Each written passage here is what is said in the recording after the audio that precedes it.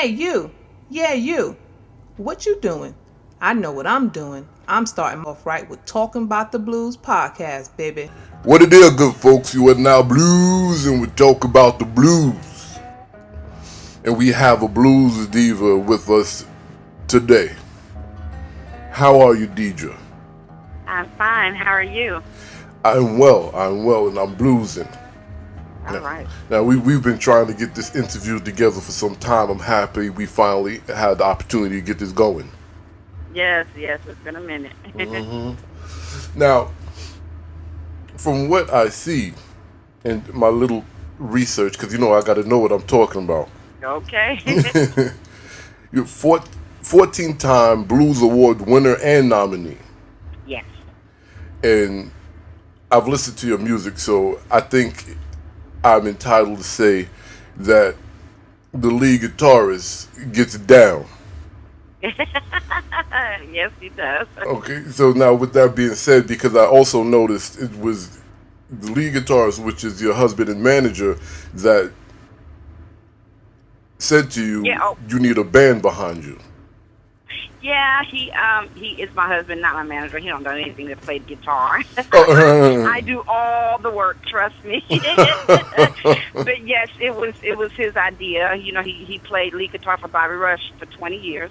Wow. And he took me out on the road with him in his last 6 months there, and he said, it's time for you to come out and see what it's like out here.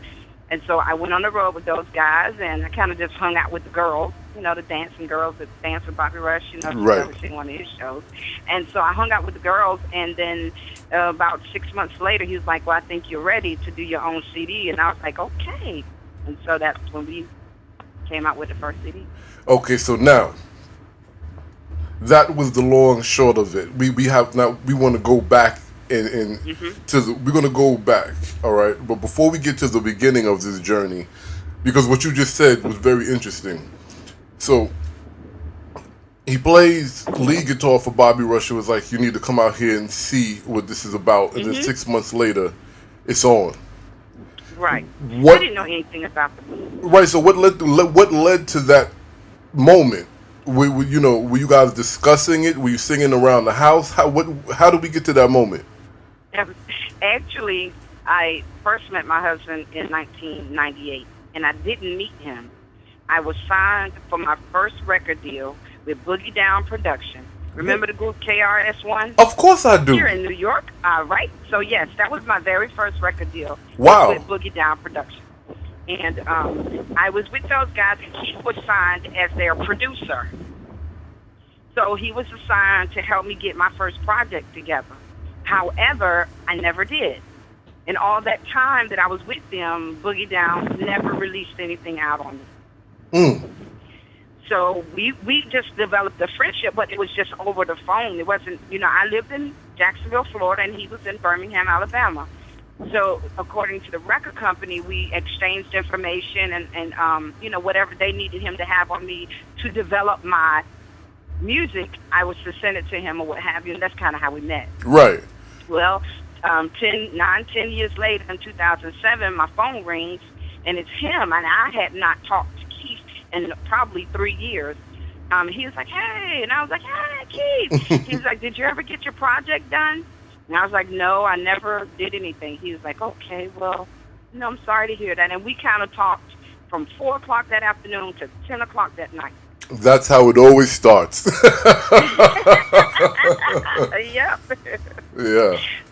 Before he hung that phone up, he said, you're going to be my baby. I was like, me? I was like, okay. Yeah, that's ordained by the Father, I'm telling you. Oh, yeah. Well, let me just stop you for a moment, because I'm a big advocate and a big pusher in the fact that hip-hop is the great grandchild of the blues. Now, you are actually proof of this as well as I am, but we're not interviewing me, we're interviewing you. Yeah. You're proof of this. I need to ask you, what did they sign you to do? Was it hip-hop? Was it blues? It was to do R&B. I was R&B. They kind of wanted to. I met Jack Allen, I met him singing Gladys Knight in Cocoa Beach, Florida. It was an artist, little artist, I can't think of the word, but show. Convention? Yeah, well, you just got up there and you did some things, and they have various record labels and people there, and my manager took me there specifically to meet Jack Allen with Boogie Down Productions, and I did Gladys Knight, and I did some Aretha, and that was that. And he signed me because he said there's nobody that can do Aretha. So he signed me for that reason. But they kind of was trying to market me as R&B, you know. Yeah. Wow. And I was young, 30, just barely 31, so I could do that, you know. And that was kind of their idea. Okay. So now, how? Let's go back a little further, because now we got your band right now, how that got together, and we found out that you were signed prior to this, some time before this album came out. So what is your journey? When did you fall in love with music, and where's the there's no need for me to ask you where's the connection to the blues, because it's all blues. Right. But yeah, what was it? My grandfather raised me from 8 months on out, and he was a musician in the church. He played the organ, and he sang, and he wrote his own song.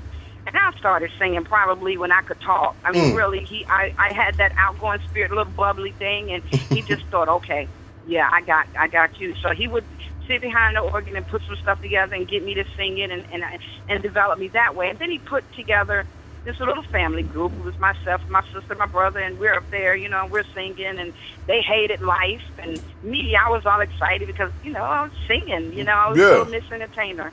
And that's kind of how I started out. I didn't start writing, I write all my stuff as far as my songs, and I did that in high school by writing poems for my girlfriends and stuff. I didn't know I was writing songs, but I would write poems and give it to them to give to their boyfriend. I hope you were charging for that. Please tell me you were charging for that. No, I wasn't. I had no clue what I was doing. I just was writing poems and give it to them to go take to their boyfriend and stuff. You remember the blocks? I love you, yes or no, maybe so. I remember those. Wow. So yeah, that's kind of where my writing skills came from, him, my grandfather.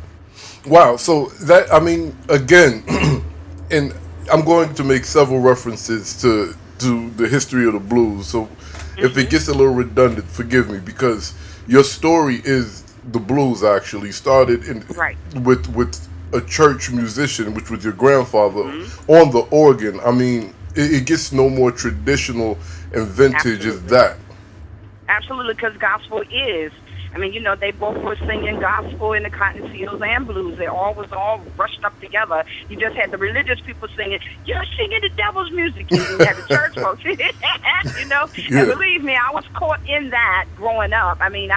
You were banned if you were singing the devil's music and all that kind of stuff, but it was all kind of together. Well, yeah, it is. I personally believe one is singing about God and one is singing to him about what they're dealing with.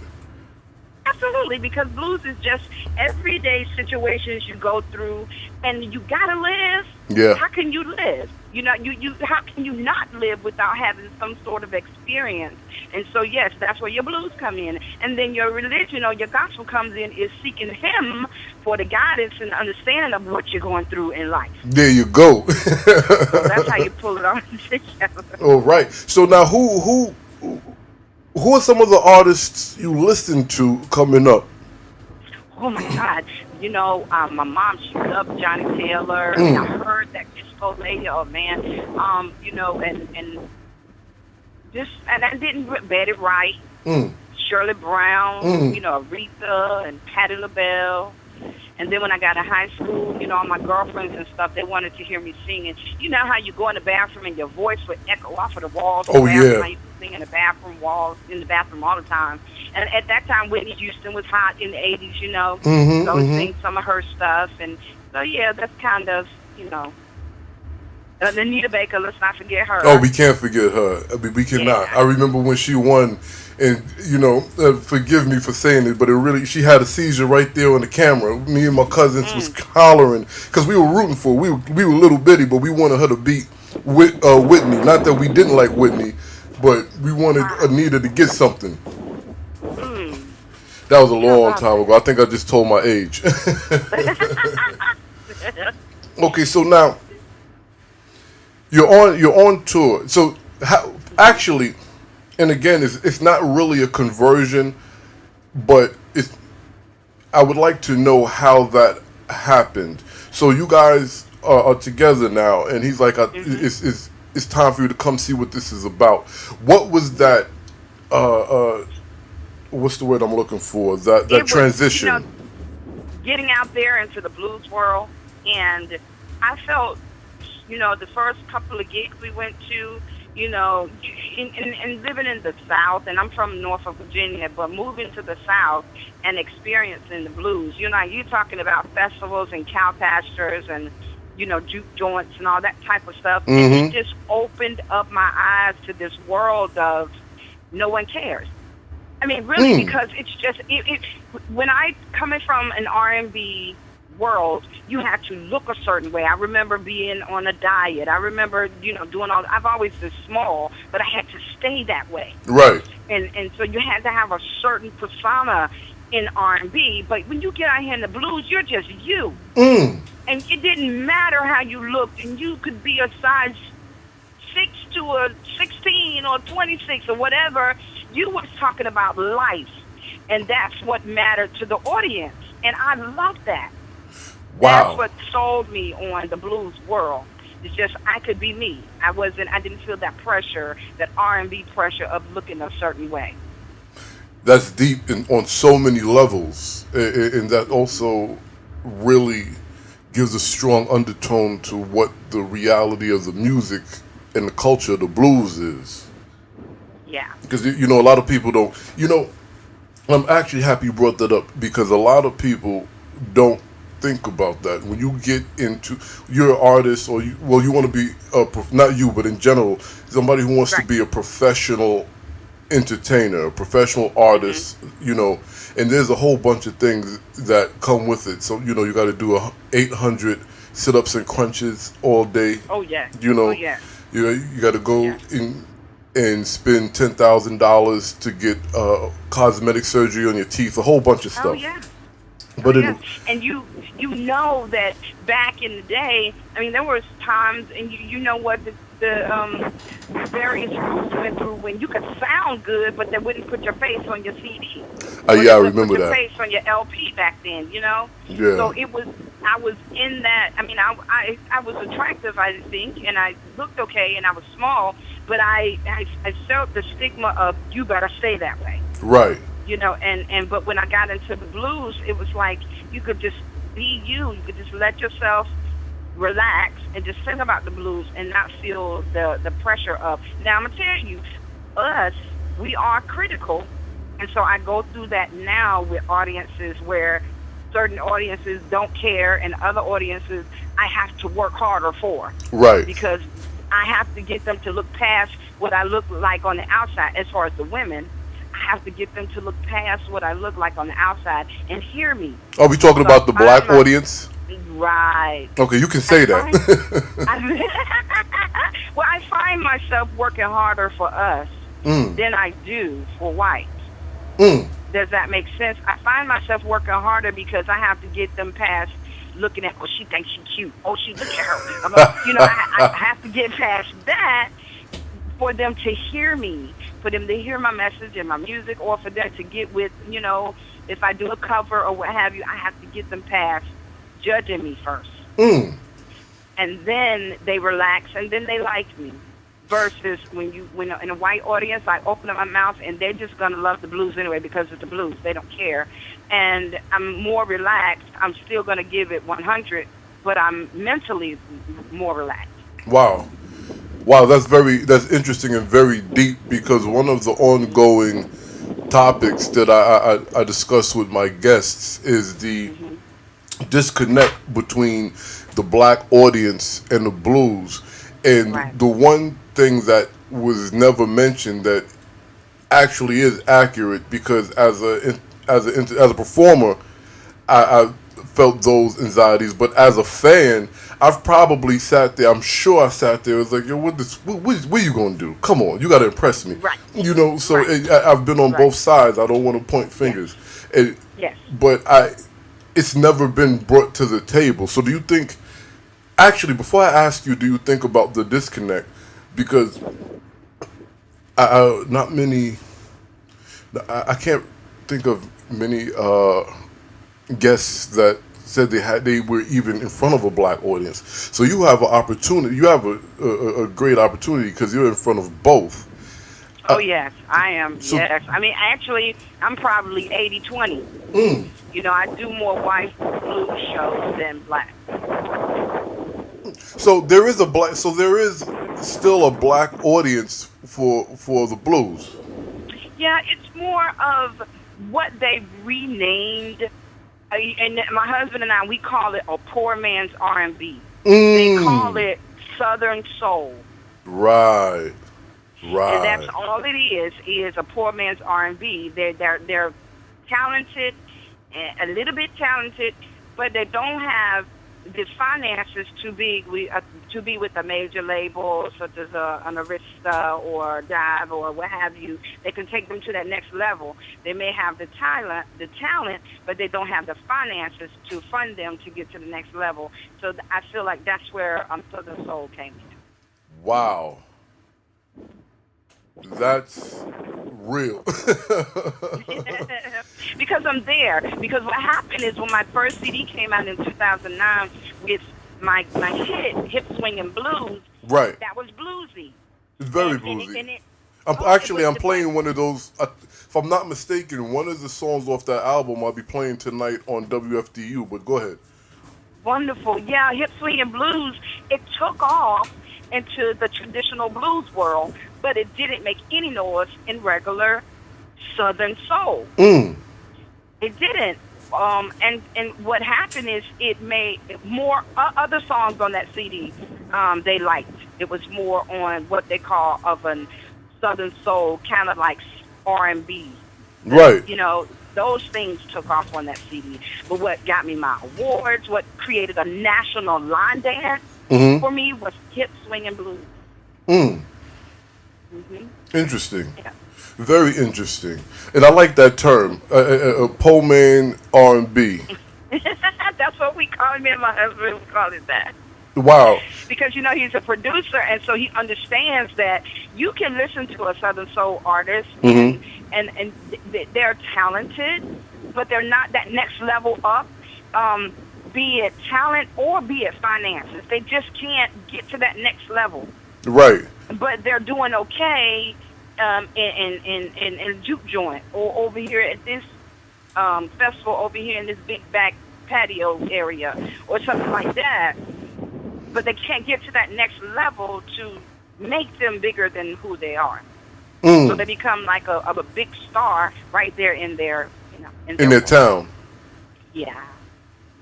In that Southern Soul world, I call it a world because you still have to actually get in it. You know, you got to get in it. You still have to get your music played. You still have to get to know the DJs. You still have to create a name for yourself.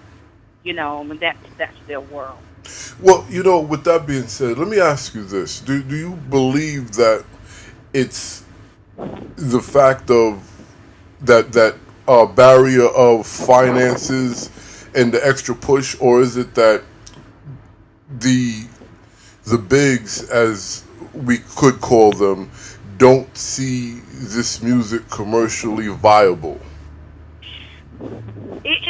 It's the content of our music. See, it's okay to sing about. Okay, for an example, I have a song called "Caught Up." Caught up means, you know, I'm with this guy. I shouldn't be with him. I should be home with my husband. I shouldn't be thinking about him. I should be thinking about my husband, my family. But I'm caught up into this situation, and that's pretty clean and cut and dry. Right. Then you have Southern Soul where they may say, "You my side piece chick, you my this, and I'm sneaking you in the window, and you do this for me. And yes, it becomes a lyrical consciousness over in Southern Soul, because it got to the point where they'll say anything. Mm. And it sells for those guys, right there in that circle of Southern Soul, that world there. But when I know that I'm putting out a CD, that I have to be conscious that 80% of my fan base is white, and the 20% that I'm still trying to get them to see me and notice me and hear me and embrace me, I have to make sure that I am relating to them. But I got to keep it where I can play on any station, and I don't have to be bleeped or say my contents is not right. Right. Right. And so I write like that. I write like really me. I mean, I'm not that person that would say those things, but I still talk about it because it's a real situation. Absolutely, absolutely. And for what it's worth, I personally believe you can get the same point across without having say certain things, but that's just some people's styles, and I'm not knocking them. Right. That's the way they do it, and this is me, and everybody is going to get where they're going to get based on what they do. The name and the music, what they create for themselves. And so this is what I've tried to create for DieDra. My song Rent Man. Mm-hmm. I don't know if you heard that. Mm-hmm. That is so relatable. You get worn out trying to find a husband. You get worn out trying to get someone to approve you. And if you're middle age, you got kids. So you got to meet somebody that's going to like your children and all those kind of issues. And then you get to the point where you just say, forget it. I don't need a husband. Just give me a rent, man. Somebody to help me to pay my bills. That's real. It is, though. That's a real issue. No, it really is. That, you know what? That actually, I'm old school. The way you described it reminded me of Claudine. Yes. You have to make your music relatable, because that's the only way it's going to sell. It's not about the beat and all that kind of stuff anymore. I think it's about issues that are going on right now, and that people can say, yeah, ooh, girl, I like that song. And they're dealing with it today. Okay, all right. I dig it. So now, what was the biggest lesson you learned when you were out there for 6 months prepping for this moment? I learned that you can be yourself. You can be comfortable being yourself in the blues, because when I wake up every day, I'm looking in that mirror, I see me. And this is who I want the world to see. Of course, not with my hair standing up all over the place or slob all over the place, but knowing that that's me. And so I'm going to give, when I'm on the stage, my 110%. And so I learned that blues allows me to be me. And so I'm going to give them that. When I'm on the stage, if you've seen any of my videos or anything, I'm me. I'm just doing what I love to do, and I'm going to do it the way that I call it DieDra-rising it. My family call me Dee Dee. Right. And so when I take and do Aretha Franklin, or I do Misty Blue by Dorothy Moore, I DieDra-rise it. It's their song, but I put my spin on it. I dig it. So that's what I do. That's what blues allow me to be me. That's groovy. So now, correct me if I'm wrong. You guys were part of the IBC? Yeah, oh boy. Yes, I tell you, I don't know how much you know about the IBC, but yes, we the first year we did it in 2009. It was just something to do. We were asked to go to Memphis and play in this competition, and my band was very, very new. It was my husband, his brother, and one of their buddies they grew up with. Mm-hmm. And so we went to IBC, and we didn't know anything about what we were doing. We were just there and competing with these bands, and it was just fun. And so we didn't care anything about placing or whatever. Right. But the second time we went, we thought, okay, that was years later, like 2012 or 13 or something like that. Years later, and we thought, come on, let's compete. Let's do this. Mm-hmm. And so we got out there and we were in the competition, and we really took it to heart, and we made it to the semifinals. And then we wound up coming back home the next day. And we rode down Highway 79, Mm-hmm. 78, whichever highway, 78. We rode down there. We could hear a pin drop in the van. We Wow. were so sad and so heartbroken. And we vowed not to do that. Well, Yeah. in 2013, the Magic City Blues Society president called and said, DieDra, you guys need to come and be in the Battle of the Band. We were like, oh, no, we're never doing that again. They're like, well, you guys are talented. Y'all need to do it. And I had talked to Keith, and I said, okay, honey, they want us to come down there and do it. So we thought we'll do it, but we're not going to put, we're not going to put any heart in it because we know it's kind of, I don't know. Kind of We did fixed. it and we wound up winning. Wow. And so they sent us from Birmingham to Memphis to be in the IBC. And we prayed and we said, you know what? If we're here now, let's give it out there. And out of 262 bands, 14 countries, and 3 continents, we wound up being the top 6 band in the world. Wow. That's groovy. Yeah. That's good. So I have to ask you this: Do you think a piece of it is fixed, or is just timing and chance before? Don't put me on the spot like that. Okay, so don't answer. Okay, I'll leave it alone. I'll leave it. They always tell you, they always say, oh, you just come to have fun. But my husband and I, we were not coming to have fun. We were coming to win. Absolutely. And the one thing that I will say this. The face, and I'm probably going to write a song about this. The face of blues has changed. Yeah. It is no longer blacks. Blues ain't black no more. Oh my God. That is what has happened. And so when you go to Memphis, you don't see a whole lot of black bands. You don't. You see white, rockish bands. And those are the ones that win. Those are the ones that, I know that Greater Champion won. Yes, from Mississippi. Selwyn Virtue from Tampa, Florida, he won. Let's see. Eddie Cotton won last year. Right. Won. But all around that is not black. And so what Keith and I took from when we went to the finals was that we did good. If we were able to beat out 260-something other bands and make it to the finals before all the political stuff kicked in, right, we did good. And so we looked at it like that. That's very telling, and it's also confirmation in the back of my brain, but I'll just leave that like that. Because my thing is, if you ever look up, you just look up any festival, you look up a blues festival, just put in blues festivals, and you click on any one of those, and you look at the lineup. You look at that lineup, and that'll tell you the whole story. Right. I've looked at those lineups. So someone like me, trying to submit my press kit to be on a festival, to show them what I can do and have them look at someone who has the soul, who is the face of blues, who can give the audience exactly the origin of blues, I don't stand a chance. It's like a 75% chance that Becky barefooted in the miniskirt is going to get the spot that I want. And so, you have to come with it. I don't think it's about talent anymore.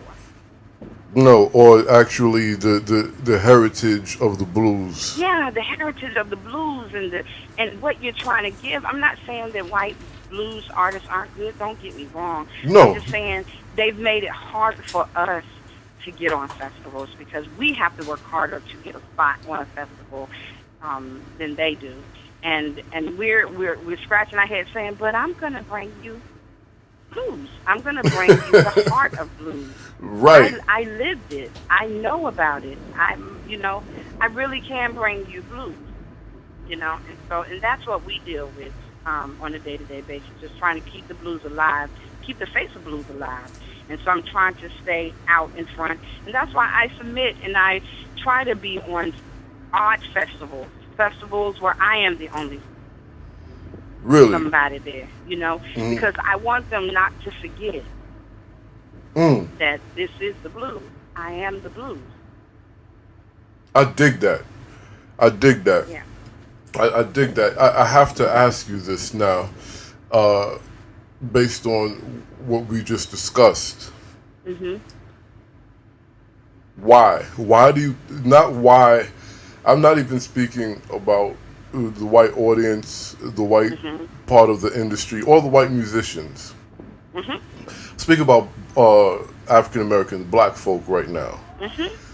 Why is it so hard? Why do you think? Because we can't answer for everybody, but why do you think it's so hard to reconnect them to this, or get them in a spot, or get them to buy our music and subscribe to our heritage, our music? One word to me that I've faced in the last 7 years that I've been in the blues, the thing that has, I feel, pushed me further away from wanting to be on black blues festivals versus going to apply for a white blues festival is judgmental. We don't love each other enough to just see what we're here for and what we're supposed to be doing and appreciating one's talent. And instead, I'll give you a perfect example. I can go and do a white festival, and I can sell out of my CDs at that festival.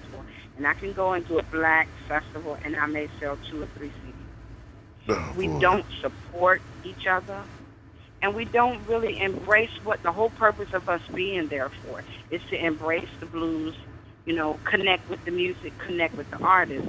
And we don't do that. We're there to have a good time, and that's fine, but we're not embracing the whole idea of the event. And that's the difference. You do a white event, they're going to support you, they're going to buy your music, they're going to dance and get up and have a good time, they're going to make you feel special, and it's a huge difference. It is. Huge difference. It is. You went there to entertain people, and they're showing you they appreciate it by, and they're also buying your merch. Right. They're supporting you. They want to see you continue doing great. I mean, I appreciate that. But then you go to one of our events, and you'd be lucky if you sell 5. And then if you sell 5, they want a discount on one of them. Oh, wow. And it's difficult to really even take that side of the music industry serious because they're not taking you serious. Right, because it comes a point. They're taking you serious as an artist. They're going to support you, and they're going to embrace you, and they're going to feel like, my sister, she's going to push this thing on for us. Hey, man, you go, girl, and get behind you to help you do that. They don't. Wow. And so that's why I say it's a different atmosphere when you are performing at one of our events. Get out there and you just got to get into you. You can't.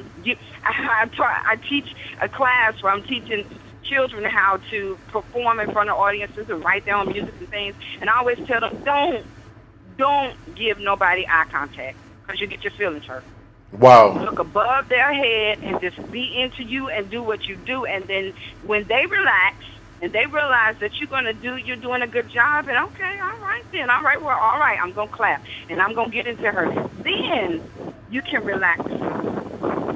I hear you. That's a total different atmosphere from, going over here to a Butterbean festival. Right. And performing for them. They're sitting down, they're ready for you. Right, they just want the experience. Oh, yeah, they want to say they saw I have a new name now. I know you said at the beginning of Blues Diva, and that's what they call me, but they're calling me the Alabama Blues Queen now. Oh, okay now. All right. Awesome. But you know what? I was afraid of that title because I'm not a title person, and I don't get into that. When I told the guy, don't call me that, he said, no, I'm going to call you that. And I begged him not to call me that. And he began to call me that, and he said it on the radio, and he put it on his flyers, promoting my show and everything. And my husband said, what's wrong with you?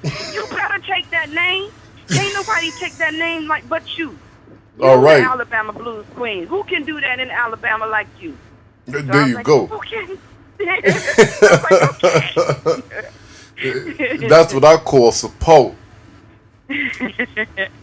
Yeah, but I mean, Yeah. but it's so yeah. Sometimes you just gotta embrace it. Most it doesn't matter what the genre or where you're from. Right. Nicknames, you don't make your own nickname. The people make it for you. Right. Right. And that's what I was so, I was like, but I didn't even take the diva. I was with Bobby Rush. We were in Huntsville, Alabama. And, like I said, my husband had me out on the road with those guys. And one time, Bobby said, buddy, you feel like singing?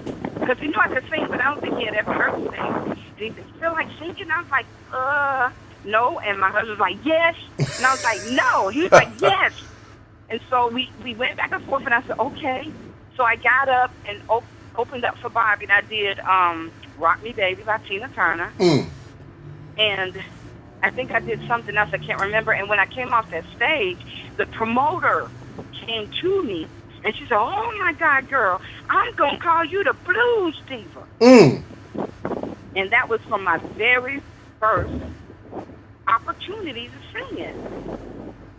That's real. And so that name has followed me, throughout the 7 years. And now, just recently in January, they changed me. You the Alabama Blues Queen. And I was like, no, I don't know. I was afraid of that. I really was afraid of that title. Well, it could be intimidating, but sometimes you just got to wear it. Yeah. And I mean, I would wear it well. I would try, but I was afraid of it. I was okay. I was like, no. He was like, you go, you get that name, you take that name, you embrace that name. My husband was so excited. He was like, put that name on our website. You go put it here, and you go put it there. Because he was like, yes, somebody finally saw what he saw. That's right. And that's a great feeling. Yeah, it was. So let me ask you this: hip swinging blues, was that just a title of a song, the vibe of it, or is that your movement? Well, that song came from, like I said, my husband was still working with Bobby when we were trying to create me. And so Hip Swinging Blues was our first song. And I remember it came to me in a dream. And I woke up, and my husband used to sleep with a guitar in the bed. Wow. And, and I woke him up, and I said, Keith, I hear this song, and it's going like this. And I told him, now, I'm not familiar with blues at all because my experience with those guys was new. It was all new, getting out there and understanding it. But I heard Hip Swinging Blues so clear in my head. And so he grabbed his guitar, and he started playing. I said, yeah, I hear that, and I hear that. And I just wrote it. Well, when I woke up in the middle of the night and heard the song, I wrote the lyrics down and went back to sleep. And when I woke up in the morning, I told him, and he grabbed his guitar, and he played it, and I started hearing. I said, yeah, go like this, and it says this, and it actually talks about him. Mm. It's about when he's gone. If you listen to the lyrics, it's describing someone, but it's describing him. It talks about his broad shoulders and the way he makes me smile, and every time I think about him, Hip Swinging Blues, so you have to listen to it. But yeah, it came that's from groovy. just thinking about him. Well, listen, I'm really happy you brought that up. And I want you to address the listeners, the enthusiasts, those who want to know what goes on in the back end, as well as up-and-coming artists, or some artists that are seasoned, but they're trying to rekindle their inner flame. Right. How important is it to respond to that epiphany in the middle of the night like that? You got to move in, because that's the spirit speaking to you. Because if you just lay on it and you get up in the morning, you're not going to remember. Oh, man, I had this. I can't remember. It was like, oh, man, I remember. You're going to lose it. When it comes to you like that in the middle of the night, and that one song out of 4 CDs was my biggest song. that created a national line dance around the world. I got my first blues award for it, and I was looking at a YouTube thing today, and one of the, it's so many line, it's one line dance, but it's so many YouTube things the various people have created doing the hip swing and blues line dance. And I'm like, man, if I didn't write that song down and I didn't go with what I heard in my spirit, it wouldn't be what it is today. You got to if you hear it, you got to write it down and hear it. You got to respond. That feeling, that flow again, you know? I dig it. I dig it. Just to piggyback off that, there's been times where I did jump out the bed and write it down. There's times I turned over and said, I'll do it in the morning, and I was fuming. Yeah, because you couldn't remember. No, you could never remember. No. Because like you said, that's the spirit talking. So now, talking about the spirit and talking about your spiritual background, how does that play part in what's happening here in your musical blues journey? Oh gosh, I don't think my husband is very spiritual as well. His mom is a pastor and has a church, and all of his siblings, his whole on his mom's side of the family, they're all musicians. They all sing beautifully. They all play drum, guitar, what have you. And we're both very spiritual people. And everything that we do, I mean, we totally, we guide, we look for guidance from the Spirit so that we are not doing just anything and we have regret, you know? Right. Even before I sing, even before I do a show, I am so praying very hard for what I need to make it great.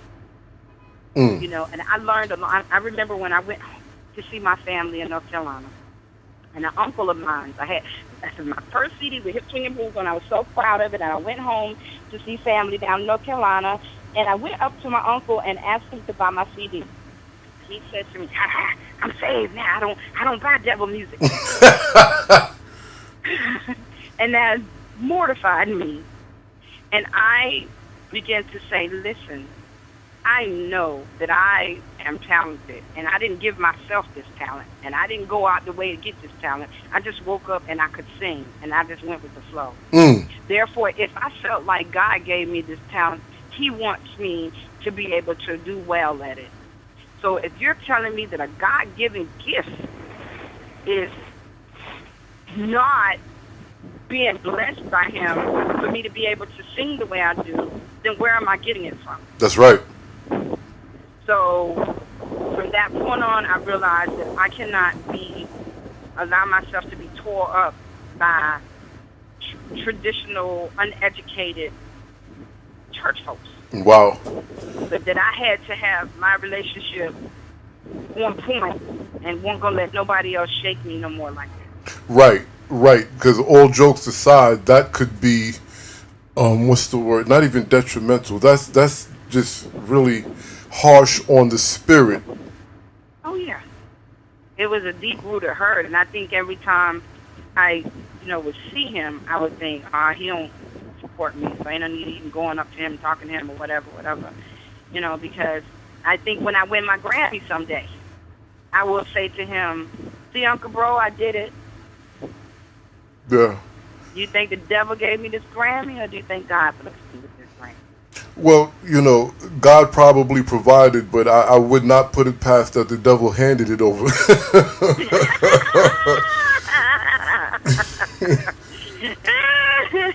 Because there is some industry folk that we got to be careful of, but I won't go too into that.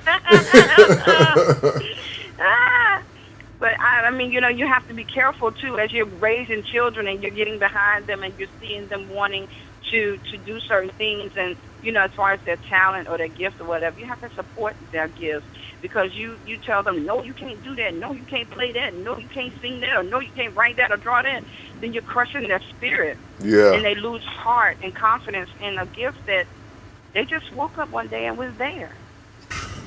Tell me about it. You're absolutely right. You're absolutely right. And that's very, very, very serious. And I'm happy you discussed that because I'm hoping you guys are taking notes out there because, there's going to come a time where, especially if you know and believe wholeheartedly in the gifts of God, that you're going to have to, what's the word? I can't think of the word, so I'll just say develop that relationship for you to stand because sometimes you won't be able to get that from other places, for lack of a better way to describe it. Well, that's groovy. That's groovy. So now, what's going on with you guys now? Do we have any new music coming up, or do we have a film? What's happening? My heart desire and my husband's heart desire is to record my 5th CD live. We want to record it live. I know.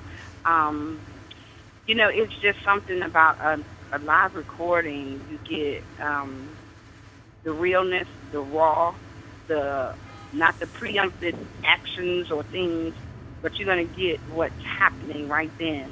And so I'm looking forward to us doing that. Great thing, we got festivals coming up, and we'll be in Florida in a couple weeks. We'll be in Jackson, Mississippi in a couple weeks. Panama City. So we got a great spring coming up, and and I'm just trying to keep us busy and, working towards my Grammy. That's my goal, my personal goal. That's right. Well, I mean, the blues is bubbling, and so that's not a far-fetched goal. No, not at all. And it's so thirsty for some authentic blues music. That's what we need to do. We're deciding to kind of be edgier with our music in order to reach a broader audience, but always reel it back in and bring it back to its roots. That's right. I dig it. Now, where could the good people find everything about you and your band? I have a website. It's www.DieDra. My name is spelled DIEDRA, thebluesdiva.com. Now, are you on Twitter? Do you have a Facebook page, or everybody can get? I have Twitter is the Blues Diva,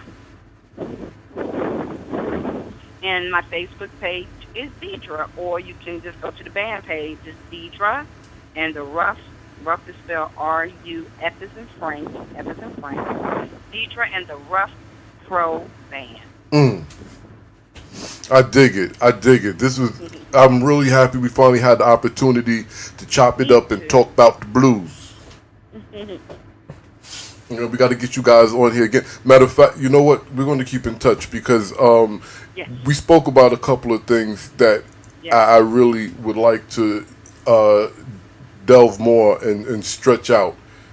Absolutely. Because I'm always looking for opportunity. I'm born and raised in Norfolk, Virginia, and I want to come back home so bad and do what I always have been able to do, and that's sing. I think I came to Portsmouth one time, and I had a lot of my classmates came, and so I think I want to come back to the Northeast and perform. I have yet to be able to do that. So. Have you guys been to New York yet? Haven't been to New York as an artist yet.